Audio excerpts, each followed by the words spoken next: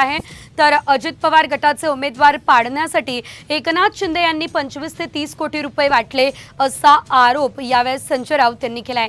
त्यावरूनच आता मुख्यमंत्री शिंदेंनी राऊतांना ही कायदेशीर नोटीस जी आहे ती पाठवली आहे। 3 दिवसांमध्ये माफी मागा अन्यथा कायदेशीर कारवाईला सामोरं जा असा इशारा या नोटिशीतून मुख्यमंत्र्यांनी दिलेला आहे। या नोटिशीत नेमकं काय आहे ते देखील आपण बघूयात। अजित पवार यांचे उमेदवार निवडून येऊ नये म्हणून शिंदेंकडून 25 ते 30 कोटींचं वाटप झालं। ठाकरे गटाच्या मुखपत्रातून तुम्ही बेछूट आरोप केले। स्वतःच्या राजकीय स्वार्थासाठी शिंदेंची बदनामी केली।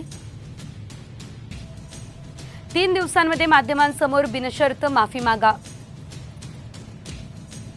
अन्यथा तुमच्या विरोधात तसंच मुखपत्राविरोधात फौजदारी आणि दिवाणी कार्यवाही करू।